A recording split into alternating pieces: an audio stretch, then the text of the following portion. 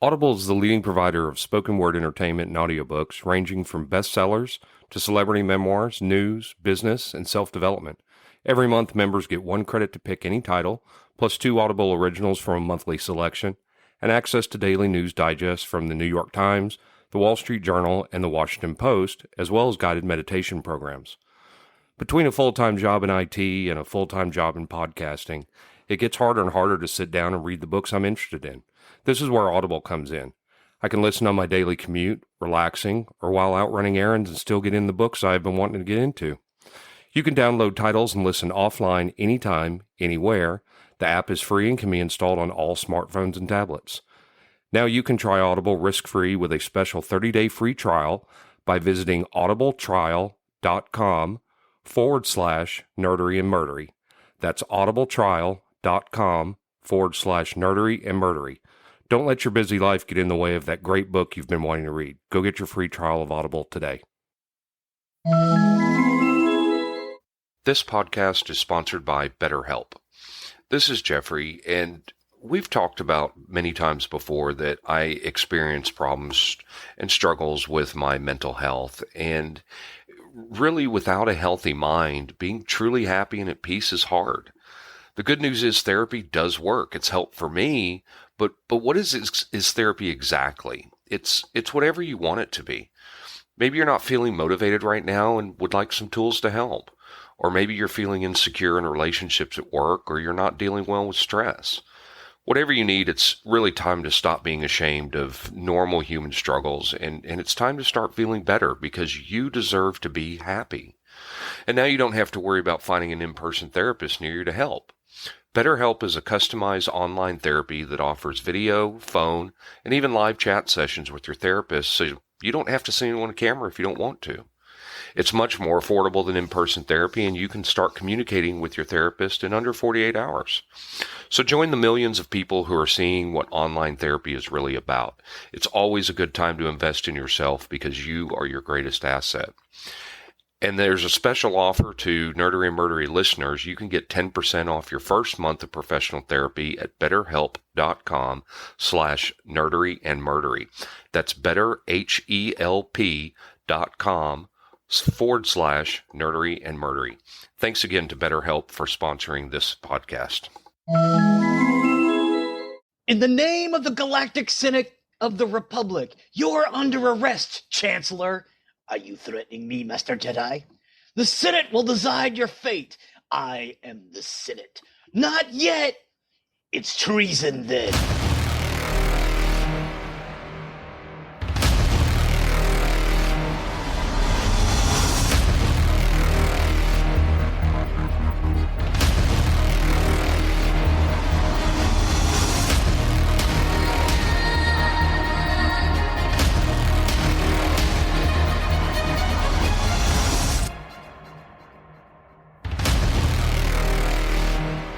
All right, welcome to episode 129 of Nerdery and Murdery.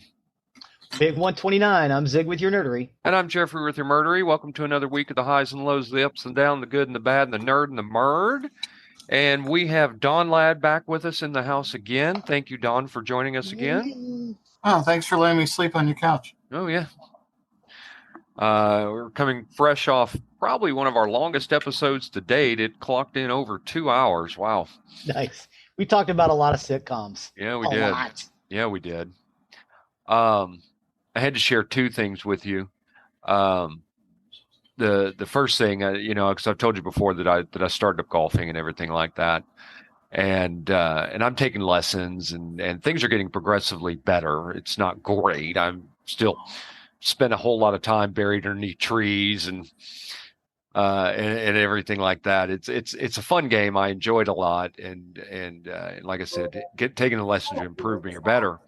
Well, yesterday we were playing, and on I think it was on the 8th hole. For some reason, the 8th hole is like my lucky hole, and I just do these booming drives straight down the middle. They tend to be straight in the middle of the fairway. They're great. So I hit that one. Then hit a second one, got pretty close to the green. Hit a third one on the green. So I'm on the green for putt 4, and I am excited. I'm not too far from the pin. It's putt 4. I'm going to get my first birdie, first ever to not get a par. I've gotten a few pars, and I putt, and it's beautiful, and it goes in the cup, and I'm all excited. It's like, yay, a birdie! And Chelsea said, this is a par 4, right? Damn it. So I didn't birdie. Oh, well. Anyway, it was fun to me. That's good, right? Birdies are good. Birdies are, you're under par. So I don't know. You said golf and I fell asleep. So golf, it's fun. It's a fun game. It's hard. It's very, very hard. The second thing I had, and this is just tragic for me, after 30 years or close to 30 years, I guess, my fantasy football team, the Seattle Trolls, is going to be no more. I'm very sad. I'm very upset. Oh my God. I remember when you started. Why is that? Because I came in dead last. Oh, no. Came in dead last. So you have to change the name? The name will be changed as a vote by my other fantasy football cohorts. They will change it probably to something vile, something disgusting, and the Seattle Trolls will no more, at least for this season. And I get back on track. Yeah. And then I get that terrible trophy and everything like that. So that is a beautiful trophy. Yeah, it is. It's awful. It's very disgusting, very vile. So anyway, and it has to be prominently displayed in your home. Yeah. Somewhere. Yeah, Chelsea will love that. Yes. I can tell you that Johnny and Rachel had it displayed in a place of pride in their home for a couple of years. Yeah, well, Rachel had it for years. So. Yeah, no, it's going to be mine now. So anyway, with all that, Zig, I will let you take over on the nerdery side of the house. I know it's been a while, but we're continuing on our Star Wars journey chronologically. Yes. So go ahead, Zig. Okay, we're going to be talking about Star Wars Episode 3, Revenge of the Sith, or as Don pointed out earlier, Revenge of the Suck. And I disagree with you. I liked it. I actually like all of them. So, I don't. It is a 2005 American epic space opera film written and directed by George Lucas. It is his most recent directorial effort to date. It stars Ewan McGregor, Natalie Portman, Hayden Christensen, Ian McDiarmid, Samuel L. Jackson, Christopher Lee, Anthony Daniels, Kenny Baker, and Frank Oz. It is the sequel to Phantom Menace and Attack of the Clones. It is the sixth film in the Star Wars film series, the final installment in the Star Wars prequel trilogy, and third chronicling the chapters of the Skywalker saga. Revenge of the Sith is set 3 years after the onset of the Clone Wars, as established in Attack of the Clones. The Jedi are spread across the galaxy in a full-scale war against the Separatists. The Jedi Council dispatches Jedi Master Obi-Wan Kenobi on a mission to defeat General Grievous, the head of the Separatist army and Count Dooku's former apprentice, to put an end to the war. Meanwhile, after having visions of his wife Padme Amidala dying in childbirth, Jedi Knight Anakin Skywalker is tasked with the Council to spy on Palpatine, the Supreme Chancellor of the Galactic Republic, and secretly a Sith leader. Spoiler alert. Yeah, lots of spoilers in this. I just watched this again this week because I wanted to revisit it. I don't think it's Return of the Suck at all. I think it is a good installment in the movies. While it's not the best, which to me is Empire Strikes Back. I think it's definitely far from the bottom. In the bottom, you're going to find the Phantom Menace and The Last Jedi and oh my God, why did I just forget a name? The Force Also Rises, or whatever it is, or The Force Awakens. Yeah. I loved the sequel films. I really did. I did not at all. I really, except for I mean, The Force Awakens is a good one. That's episode 7, and then episode 8 is The Last Jedi, and 9 is The Rise of Skywalker. Correct? Yes. I have that right? Yes. Yeah. The sequel, with the exception of The Force Awakens, which is really just a retelling of Star Wars: A New Hope. I'm not a huge fan of what they did with the sequels. You go back to this, and you had The Phantom Menace, which is good in parts and is okay. The Clone Wars, which is decent, and then Revenge of the Sith, which I think is actually a pretty good installment, except for the love story. It's just not believable. Hayden Christensen does not act well in this. There's no chemistry. There's no chemistry. It's not believable, but his fall towards the dark side is very good. The lightsaber sequences are outstanding. The fleet battle at the beginning is just epic. Is great. It is epic. I love those Jedi starfighters. But the love story is what really tears this one apart. I think we mentioned this before. It's almost like they were writing this movie and they just about got the script finished. And like, okay, then they're setting up the shots. And like, oh shit, we forgot to put the love story in. Yeah. And then they threw it to somebody and went, oh yeah, okay, we'll do this. Okay, and there we go. Yeah, well, it's like somebody went, yeah, of course they're in love because that has to happen for what comes later. So just do it. Yeah. No thought beyond that. So I'm not gonna. George Lucas. Okay, George Lucas writes that way. That's why this stuff. George Lucas is a brilliant visualist. Right. George Lucas, and a brilliant plagiarist. Yes. He's also great at conceiving worlds. As far as character interplay, he has no idea what he's doing. So he's really great at setting, making something feel epic, right? Yes. And he got that from the movies that he took things from, like the old World War II movies and stuff like that, which to me is why Rogue One is one of my absolute favorite Star Wars movies. I think Rogue One is the best. I think Rogue One is great. I don't think it's the best. No, but what makes it great for me is that it is a World War II movie set in the Star Wars universe. Mm-hmm. Yes. Mm-hmm. Right. And then of course talking about the later sequels is a whole nother thing. Yeah. I like to heap a lot of hate on it just because, I've jumped on that bandwagon. And I've got a really good seat on it, and I hate to give that up. Right on. That's fair. But I mean, so the prequels, with the time that passed, right? These are not your father's Star Wars movies. I right? think that was the point. Right. So this is to bring in a whole new generation, and cynically speaking, to sell a whole bunch of new toys and merch, right? So as much as I like to hate on them, they have their place. They're not as awful as I like to poke fun of them at, but they fall short in a number of areas. And this isn't just Revenge of the Sith.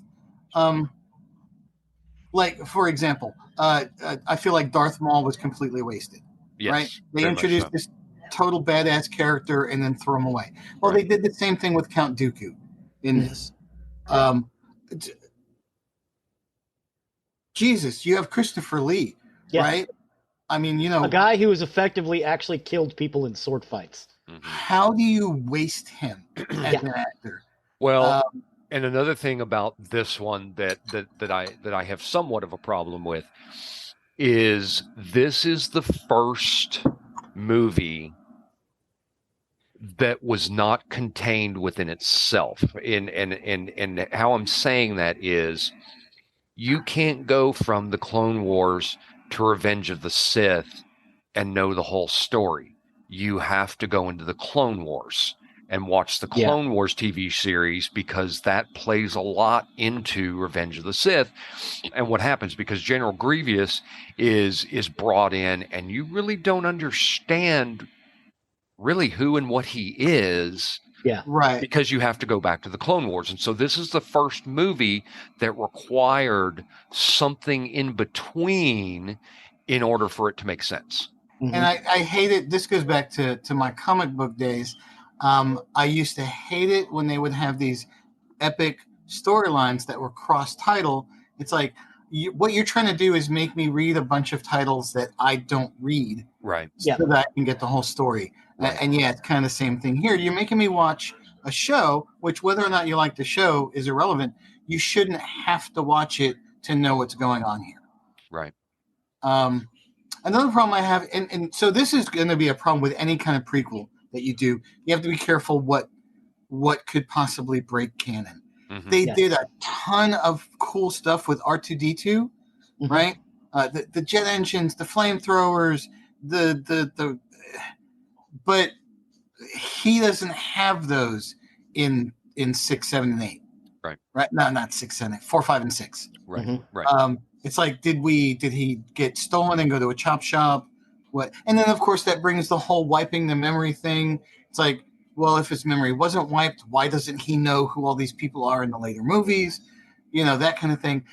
You have to be real careful if you're not trying to make a strict universe timeline. It doesn't matter, right? Like Star Trek.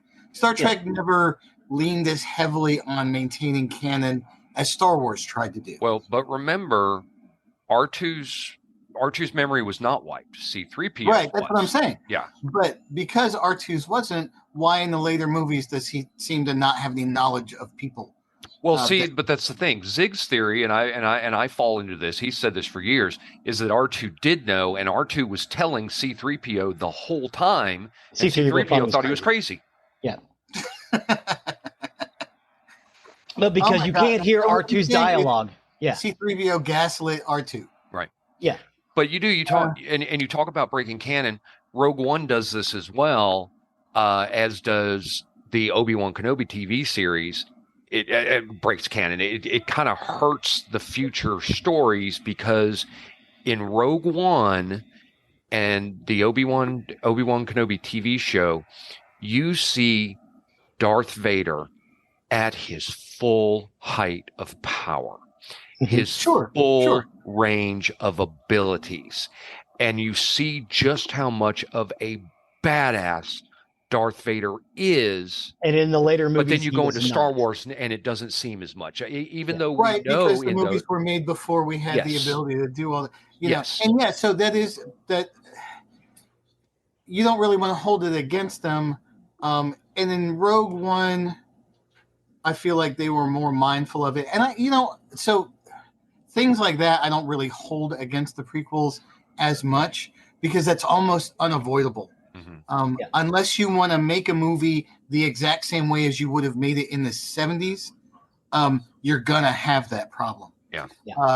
Star Trek, all the prequel stuff, the ships look newer and nicer than the original Enterprise. You can't help that. So I don't hold it against them, but it is. I don't like anything that pulls me out of the movie experience. Yeah, and honestly, it's almost like the only way to fix this is to sit down and rewrite out the scripts properly with a good dialogue person and remake the whole thing epic style. You tell the three you make them all at the same time, like you did Lord of the Rings. You make 9 Lord of the Rings films. was already written, right? Yes, so, but you make 9 films. You show the middle 3, you show the first 3, you show the last 3. So what you're saying is you have to make them all at the same time. You have to have a complete story before you start. Exactly, and that's the Babylon 5. Yeah, that's why Star Wars falls apart here. But I don't say falls apart. That's a broad. That's why they struggle with the canon. Yes, and it's the same thing with Star Trek, right? Because there's constantly new stuff coming in. It's a little more telling because for so long, Star Wars was very strict about canon in their novels, and then the rules changed, and it unfortunately makes things kind of muddled. Right. Another problem I have with this is, and Luke does it too. It's the whining. I'm sure. It's like, I get it, so this is the journey of a non-hero to an epic hero. Yes. Right? But do we have to start out with, I don't like sand, it gets everywhere and it itches. Right. I was going to go to Tashi Station and pick up some power converters. It's like, you know what? Fine, stay the fuck home. I'm just going to go without you. Right. Yeah, I got this. Well, I don't need you, kid. And that's what I said. I have not seen anything else that Hayden Christensen's been in. I've heard that he's a good actor. I've heard there's been some stuff he's in where he's excellent. It's just not here. No, it is not. It's and I don't know if it's him or if it's the writing. It's the writing. It's the writing. It's hard to tell. Padme, oh my God, Natalie Portman, she's a brilliant actress. And she was a brilliant actress when she was young too. Yeah. Yes. So I know she's brilliant, even if she was playing a romantic interest with a cardboard cutout, it would play better. Hayden Christensen can't be that bad, right? No. So yeah, I absolutely writing and directing. You have to blame both for this, for the romantic story. And I mean, that's probably universally recognized as the biggest failure of the whole prequel. I mean, not to mention the kind of creepy, teenage princess falling in love with a 6-year-old boy. He was 10. Wasn't he 6 when it started? 10. No, he was 10. He was 10 and she was like 14. Yeah, that's right.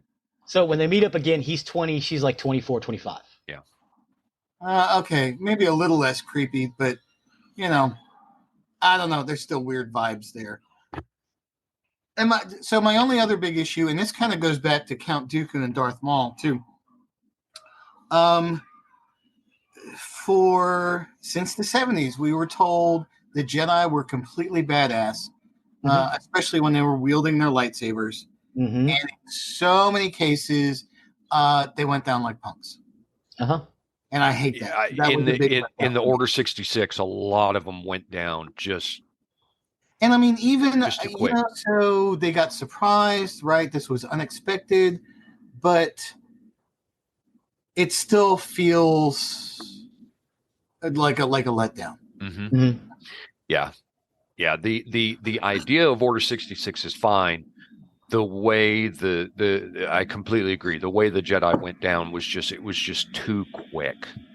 Especially in the movie, because it feels like it's like it was like a day, and all but a few stragglers were wiped out. Yeah. When you look at other stuff outside of this movie, there was a time, they were hunted, they were hiding, there were actually lots of them that went into hiding. But for the purposes of this movie, it doesn't feel that way. It feels like they went down like bitches. Yeah. No, absolutely. And and as time is going on, we're getting more and more Jedi that apparently went into hiding. Yeah. That were around when Luke was being trained as a Jedi, but yet Yoda said, he or Obi-Wan, whichever one said it, he's our last hope. I don't know. There was some other Jedi still out there. Again, it's almost like the only way to really fix it is to remake the whole thing all at once. But you can't. Right. You can't. Sure you can. No. Because then you end up with the digital remasters of the original. No. I mean, like with a new cast, a new script. Right. So Star Wars, we get away from the Skywalker saga. Yeah. When you start to tell a new story, have it all. The universe is too vast, but have it fleshed out as much as you can. Yeah.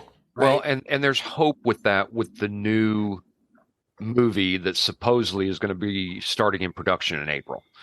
The new story centered around Rey and her rebuilding the Jedi Order. Yeah. So hopefully we're going to get that. Hopefully we're going to get more fleshed out. Maybe the Skywalker saga just isn't a good story, and it's the only reason we're fascinated and captivated by it is because it was new and we saw it when we were young. No, it's a good story. So, it's Beowulf. It's Yeah. Arthur. It's the hero's journey. Ascension of the King. Yeah, but it's done, right? Yeah. There's a reason we don't have Beowulf 2. Yeah. Um, Yeah. Although I'm sure Asylum has made one and it's out there, but regardless, tell the story and be done, and tell a different story in that universe. That's what we want. We want to see more of what's in that universe. It doesn't have to be the freaking Skywalkers all the time. No, no, it does not. They are like the Kardashians of the Galactic Empire. Did you say Cardassians or Kardashians? Kardashians with the SH. It's like, yeah, okay, we get their story. We can be done now. Yeah, we can go on to something else. Let's talk about somebody else. That's why there are good things in this movie. There are some good things in this movie. Like I said, the lightsaber battles are truly epic. The fleet battle at the very beginning is truly epic. The Kashyyyk environment, which they went back to the Star Wars Holiday Special for, is beautiful. It's beautiful. It's phenomenal. Well, one part in the fleet battle, though, which as I watched it again, is one thing that kind of troubles me, is as Obi-Wan and Anakin are going towards the Star Cruiser, Obi-Wan says, "Well, did you happen to notice the shields are still up?" And Anakin goes, "Oh, so sorry, blah blah," and he flips over him and shoots it out. And my thought there is, well, Obi-Wan, you see it. Why don't you shoot it? Oh, but maybe he was out of blaster juice. Yeah, maybe. Who knows? Blaster juice. Who knows? Who knows? But yes, there is good about this, but then there's things in it that ruin it. Like I said, the love story is one of it, part of it. The transformation of Anakin into the Darth Vader armor, to me, is just traumatic. Yeah. It's traumatic. Yes. I mean, as the helmet is being lowered on and you're seeing inside that helmet for the first time and what his view is going to be, is just traumatic. But then you have the terrible, no, that was just awful. But with his tiny hands. But the anger leading up to that, as he is just crushing everything around him with the Force, is just great. There are really great pieces about it, and the storyline overall is pretty good. Well, the storyline was almost pre-established, right? Yes. Like we had to get to, just like Rogue One. This is a story you only have this much room to tell because we have to get to this point. I will point something out that may have helped too. That Lucas excised all scenes of a group of senators, including Padme, Bail Organa, and Mon Mothma, organizing an alliance to prevent Palpatine from usurping any more emergency powers. Though this is essentially the birth of the Rebel Alliance, the scenes were discarded to achieve more focus on Anakin's story. Yeah, maybe we could have cut out some romance and left that in. The scene where Yoda arrives on Dagobah to begin his self-imposed exile was also in there. Cut that out. Oh, okay. I was going to say that's not in the movie. No. Yeah, so I mean, we could have all those wasted scenes. Them in the field with the space cows. The wasted scenes like that on this failed romantic story. Yeah. Focused on other stuff. Here's another scene where a great actor. It's got to be the dialogue because Bail Organa. Jimmy Smits is a great actor. He's really good. But when he and Obi-Wan and Yoda are sitting on the Tantive 4 talking about the twins, it is a terrible acting scene when Bail goes, "We will take the baby girl. My wife and I always wanted to adopt a baby girl." It's a terrible scene. It is. Give you 20 credits for the girl child. Right. Yes. So the writing is a big part of that, which takes away from it. But overall, it's an enjoyable movie to me. It really is. I enjoy watching it. I can watch it again. Like I said, I watched it again this week and have a great time with it. I've watched The Force Awakens multiple times because I like The Force Awakens. The Last Jedi and The Rise of Skywalker, I have seen once. You should try them again. I just liked watched The Last Jedi. Wasn't that happy with them. And I get it. I feel like I understand why people don't like it, but I like it. Rise of Skywalker, to me, hands down, worst of the Star Wars properties. Yeah, I agree with that. And I didn't like Obi-Wan. I have mixed feelings about Book of Boba Fett. I thought Obi-Wan was great. Yeah, Rise of Skywalker was. No, I don't want to sidetrack again and do another 2-hour episode, but yeah, I mean, I didn't dislike Book of Boba Fett. I was disappointed in a lot of it. right on. We'll get there. Yeah, we will. I think the next one we're gonna do is a solo. I gotta go back. I have these written out in a list of what comes chronologically. Yeah, solo story would be the Han Solo story. The solo is next, followed by Rogue One. Yeah. So Oh wait, Revenge of the Sith. Yeah, no, that's right. I've got it written down. I don't really like it. I don't hate it, but I don't like it. But also, I recognize the parts that aren't good, and I also recognize that it wasn't made for me. No. So it was made for your kids and my kids, my older kids. Yeah. Right. No, I agree with that. I agree. All right.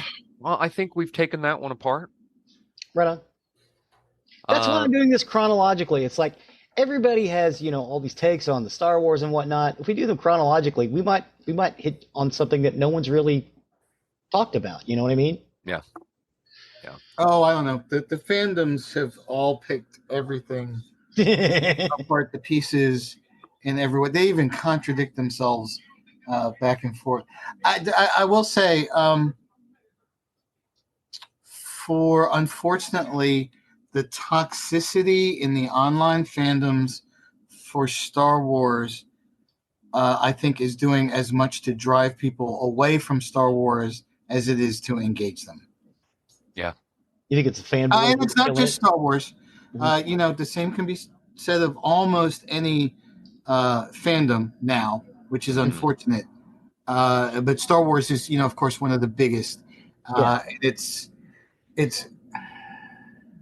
I wish that toxicity weren't so prevalent. Mm-hmm. Mm-hmm. A lot of gatekeeping, which we don't. A lot of that too. We don't need. It's get in there. I mean, that's the whole point of this. The nerdery side of this podcast is to tear those gates down and go, hey, if you've never seen this, you should check it out. Well, and honestly, and we're going past this now, but I think future endeavors of Star Wars, I think you're going to see much better now that Kathleen Kennedy is out. Oh, you think so? Yeah, because Feige is in. Oh, okay. That'll help, but he's not a magic bullet. No, but Dave Filoni is also pretty high up there. Is it Filoni that's it's Filoni. It's Filoni that's over it now, not Feige. Yeah. Feige is over Marvel. I'm so sorry. Yeah. Dave Filoni is over Lucasfilms. Kathleen Kennedy's out. So, and I think what was Dave Filoni responsible for? Mandalorian, Book of Boba Fett, Obi-Wan. Filoni. Rebels. Rebels was his baby. Yeah, Rebels. Ahsoka. Okay. So the Mandalorian is Filoni and Favreau, but Filoni is now in charge. Yeah, so his stuff is kind of a mixed bag for me. Mm-hmm. Nothing that I detest, but I have mixed feelings about a lot of it. But I do have to say, Rebels is a fantastic animated Star Wars series and severely underrated. Yes.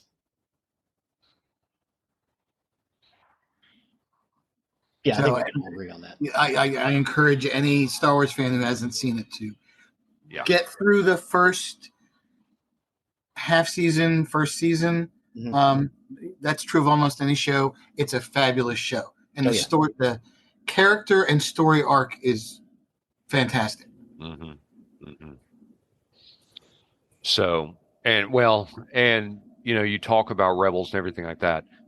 Understand when I talked about that the Clone Wars, I think it did a disservice by forcing you to watch, or excuse me, Revenge of the Sith, by forcing you to watch the Clone Wars movie or TV show in order to understand some of the movie. I think some people may say the same thing about Ahsoka, because you really needed to watch Rebels in order to understand some of the stuff in Ahsoka, but I think Ahsoka encompassed it a little bit differently. I think so. Right. Ahsoka, it helps if you've seen Rebels.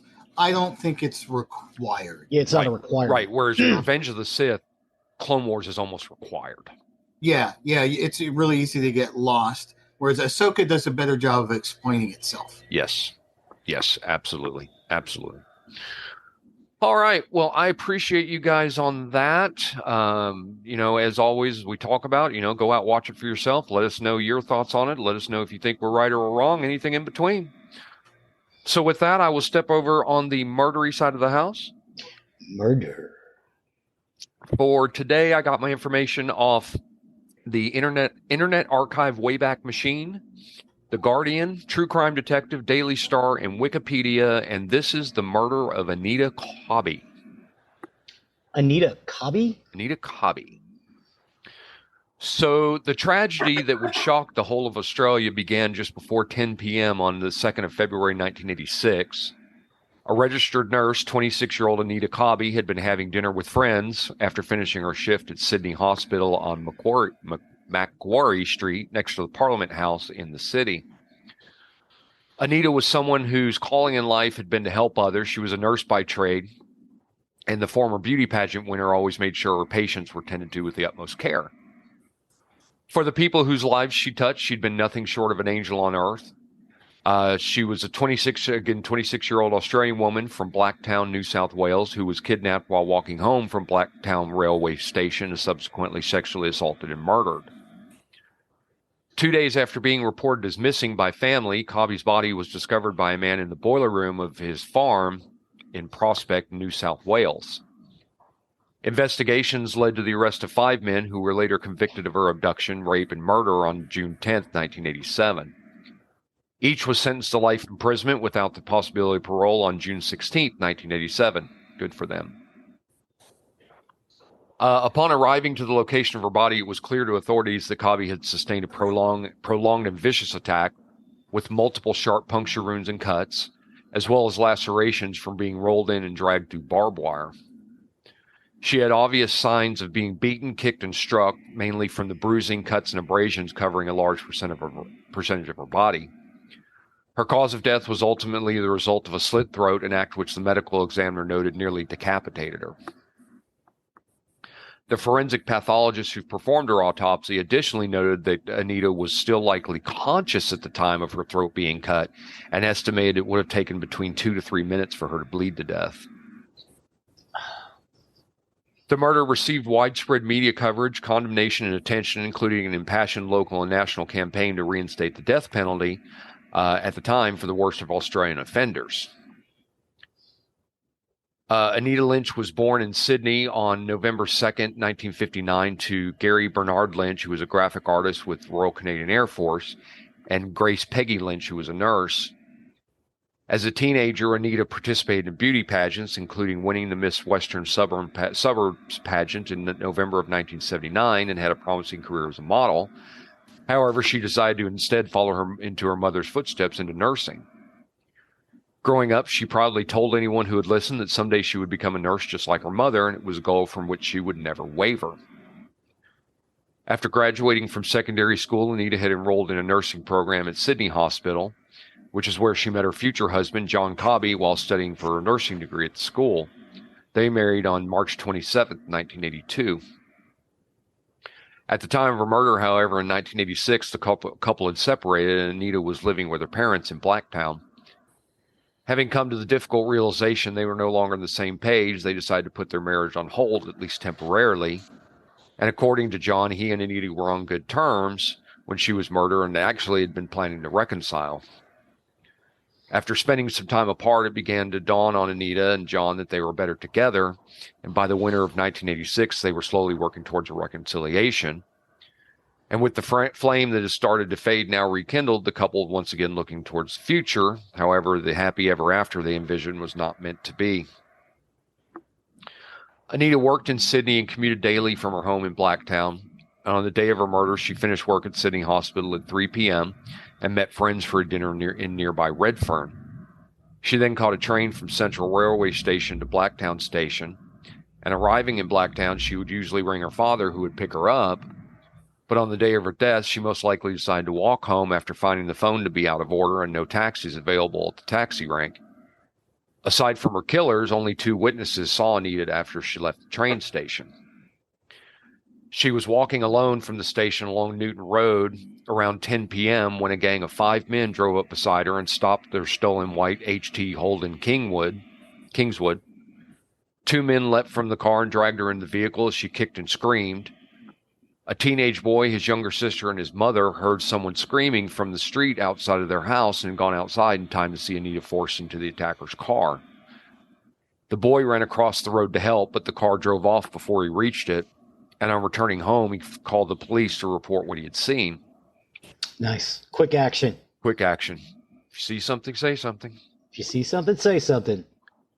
A few minutes later, their neighbor and his girlfriend arrived home, and after being told of the abduction, drove off in search for the car. They eventually drove down Reen Road and stopped by the now empty Holden, where the man used a spotlight to search the adjacent paddock. Seeing nothing in the paddock and believing the car was the car he was looking for was for a different model Holden, he returned home. The attackers would later state that they had hidden in the long grass to avoid the flashlight and waited for the man to leave, so they were there the whole time. Once inside the car, Anita had been ordered to strip off her clothes, but refused, begging her attackers to let her go and saying she was married and also menstruating, which is something we've seen in other stories where women have tried to use that tactic to sway her attackers from raping them.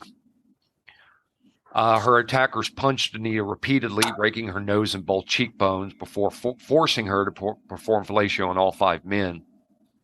The attackers then drove to a service station to purchase gas using money stolen from Anita's purse, and she was then driven down Reed Road to the secluded paddock while being held down the car, raped repeatedly and being continually beaten by her 5 attackers.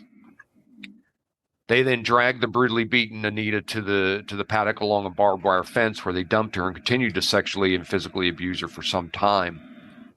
According to his taped confession later, one of the attackers, John Travers, then became concerned that Anita could identify him because she had seen their faces and heard their names and convinced the other attackers to kill her. Urged on by the others, Travers slit her throat, almost severing her head, and her body was placed on a barbed wire fence before the 5 men left the scene. They put her up on a fence? Bastards. On display, yep. Like a coyote. Well, I mean, they don't have coyotes down there. Yeah. All right. Like a dingo? Oh, yeah, dingo. Yeah, there you go. When Anita did not return home, her family initially thought she was staying overnight with a friend, but after learning she had failed to appear at work the next day, they reported her missing on the 3rd of February. On the morning of February 4th, her naked body was found in the paddock by a farmer investigating what his cows were milling around. Her body was initially identified by her distinctive wedding ring, was still on her finger when she was found. And her estranged husband, John, was initially suspected of her murder, but was quickly cleared. I always suspect the husband. Yeah, well, most of the time it's true. The Australian public reacted with anger upon hearing details of Anita's murder. On the 6th of February, the New South Wales state government posted a $50,000 reward for the information leading to the capture of her killers.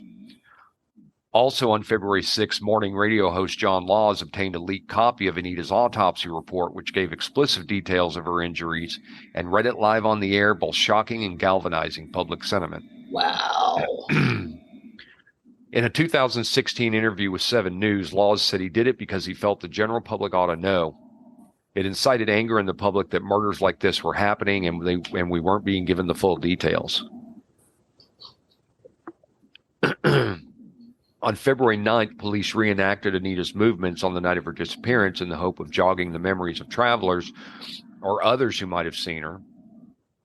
Constable Debbie Wallace wore similar clothing to Anita's and traveled the 9:12 p.m. train to Blacktown.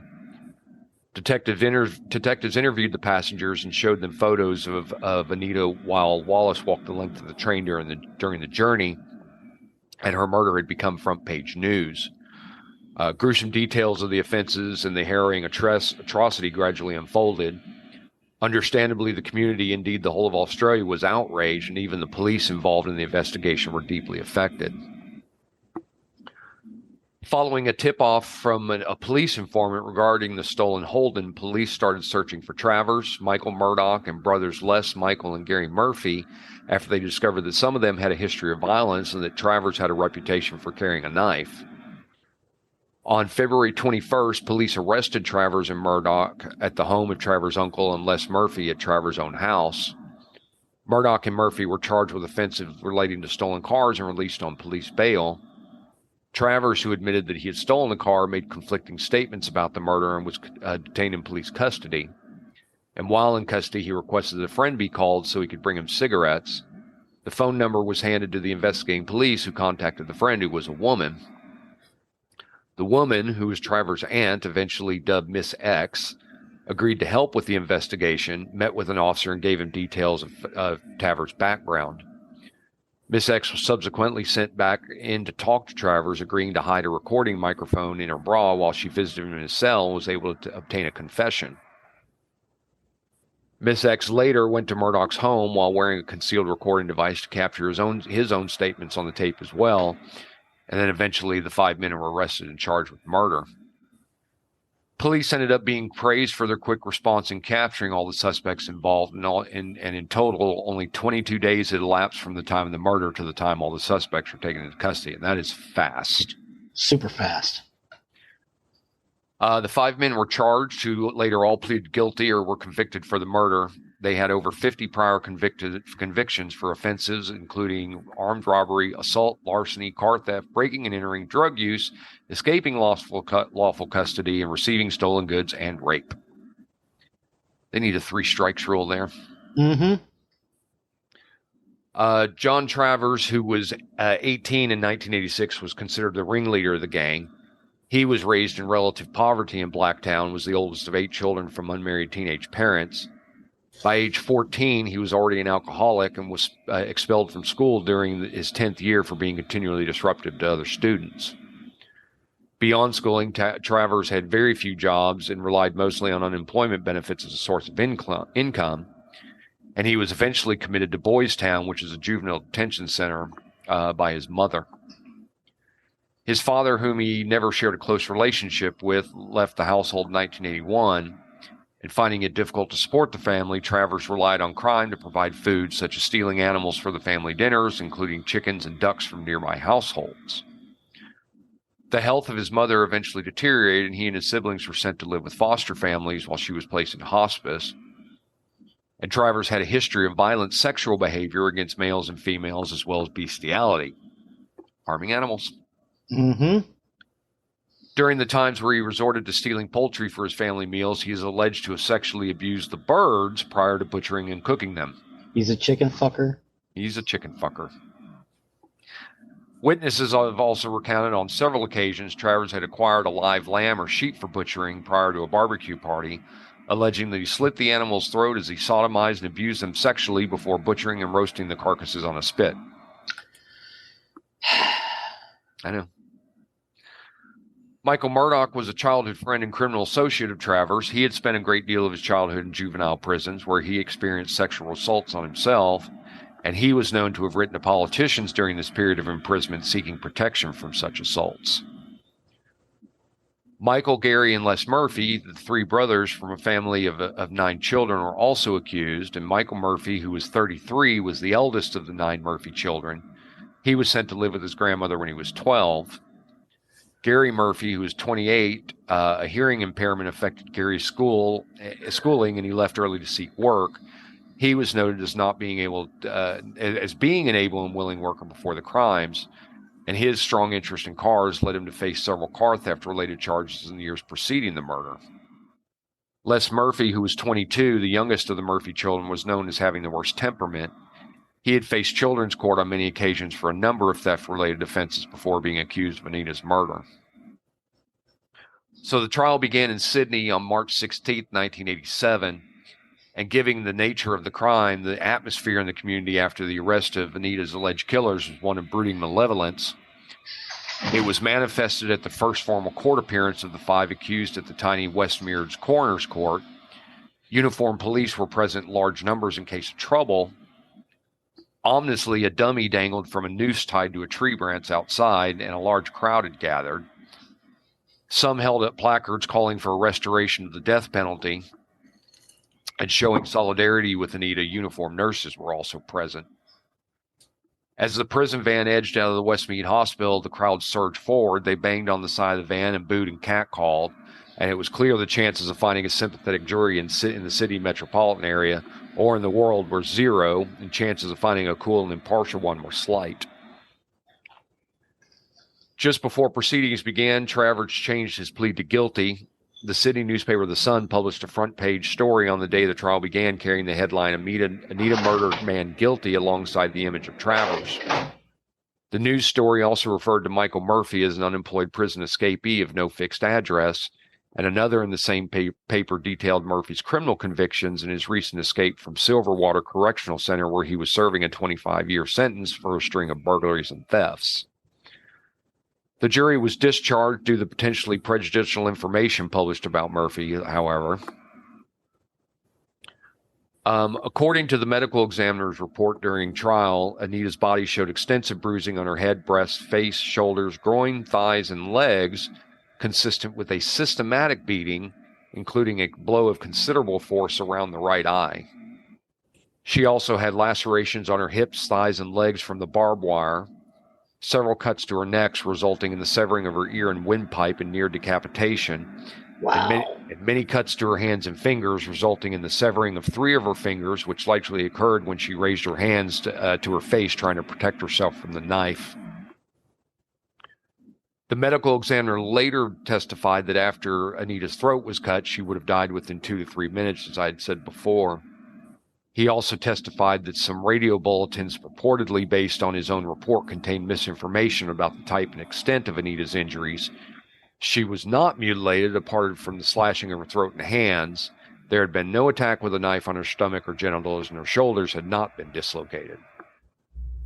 So the mutilation of her hands was just as a defensive wound. That makes sense. That's what his report was saying, yeah. The trial for the members of the gang lasted 54 days, while the men's defense, relying on convincing the jury their minimal involvement in beating and murder. On June 10th, 87, all 4 were found guilty of sexual assault and murder. And on June 16th, they were sentenced in the Supreme Court of New South Wales to life imprisonment, plus additional time without the possibility of parole. So they're still in. They're still in. Justice Alan Maxwell described the crime as one of the most horrifying physical and sexual assaults. This was a calculated killing done in cold blood. The executive should grant the same degree of mercy as bestowed on their victim. Anita's parents would join forces with Christine and Peter Simpson, who are the parents of murderer Ebony Simpson, to create the Homicide Victims Support Group, which is a community support group that helps families deal with heinous crimes. Did I do Ebony Simpson, or is that coming? I think I did Ebony Simpson. Yeah, I think so. I think that was one that I covered. You did a string of Australian ones. Yeah, I know. Like yes, Ebony Simpson. Yeah, because I remember typing it in for the TikTok. Yeah. The Lynches also campaigned in seeking tougher sentencing and truth in sentencing laws, which eventuated after Anita's murder. Anita's father, Gary Lynch, died on September 14, 2008, at age 90, suffering from Alzheimer's, and her mother tragically died of lung cancer in 2013 at the age of 88. As of 2022, John Travers was housed in Wellington Correctional Center in maximum security. In 1988, he was transferred to Maitland Gaol and was housed there until 92, when he was transferred to the Goulburn Correctional Center. In 1996, he and another inmate were being transported from Goulburn to Long Bay Hospital at Long Bay Correctional Complex when they attempted to escape from the prison by hacksawing through and kicking in the back door. When the attempt was noticed, the van was pulled over at Bowral Police Station, and the two were arrested and charged. And Travers was kept regularly in protection at Goldberg because he was often involved in fights with other inmates and threatening prison staff. From 2005 to 2015, Travers was housed in Lithgow Correctional Center and then eventually transferred to the Wellington Correctional Center. Michael Murphy was housed in Long Bay Correctional Complex in maximum security. In 1988, Michael was housed along with his brother Gary in the newly built Special Protection Unit at Long Bay. In 1992, he was transferred to Lithgow, where he undertook 10-year studies and weekly work. A few years later, he was transferred to Goldberg, where he spent most of his imprisonment, usually kept to himself and stayed out of trouble. In 2015, he was reclassified to medium security until 2015, when he was reclassified back to maximum security. And in 2018, it was reported he had terminal cancer and was living in palliative care, and he ended up dying in Long Bay Hospital on February 21st, 2019, at the age of 66. As of 2022, Gary Murphy was housed at Goulburn. In 1988, he was housed with his brother Michael in the Special Protection Unit. A few years later, Gary Murphy was transferred to Maitland Gaol Correctional Center, where he was housed until the prison's closure. And in 2005, he was placed in Goldberg Correctional Center and was housed there until June 2019, where he was transferred to Long Bay. On the morning of June 25th, 2019, he was severely beaten by other prisoners in the shower block of 10 Wing in Long Bay and was transferred to hospital in critical condition. On August 23rd, 2020, it was revealed by the Daily Telegraph that Murphy at some point had been moved back to Long Bay from Long Bay to Goulburn, which is where he supposedly still is. As of 2022, Les Murphy was housed at Goulburn. There was a long list of associates in Goulburn Center that he had, and he was not allowed to have contact with. And in 2005, he got in further trouble for failing a urine test, so he got into drugs while he was in there too. Huh. Smuggled up someone's bum. Right. And finally, Michael Murdoch was formerly a maximum security inmate at Goulburn until December 1999, when he was reclassified to medium security and transferred to Bathurst Correctional Complex. In 2002, he was reclassified to maximum security and transferred to Lithgow, where he still is today. And last but not least, a park in Sullivan Street, Blacktown, was named the Anita Cobby Reserve in memory of Anita. Oh, that's the story of the murder of Anita Cobby. Well, thank you for that, sir. You betcha. I find it fascinating. There was so much going on in Australia at that time. I know, right? Yeah. So justice is a complicated thing. Yeah. You know, because during this, you mentioned the 3-strike thing, right? Which I agree with in concept. Unfortunately, in the places that have it, it's not applied correctly. Yeah, it's misused.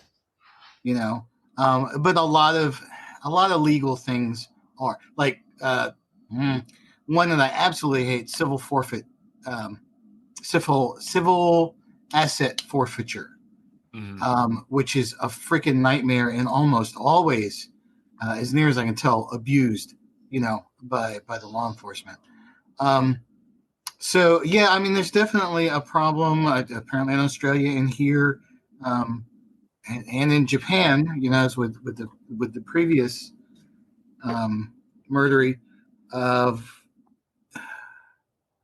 these people either not getting the help they need, which speaks to how poorly we understand mental health in the process in the brain, not being kept out of the public for the safety of the public as they should be. Apparently all over the world, we have got to do better than that. Yeah. And while I'm ordinarily not a proponent of the death penalty, it's things like this that keep me from being completely against it. Sure. Right.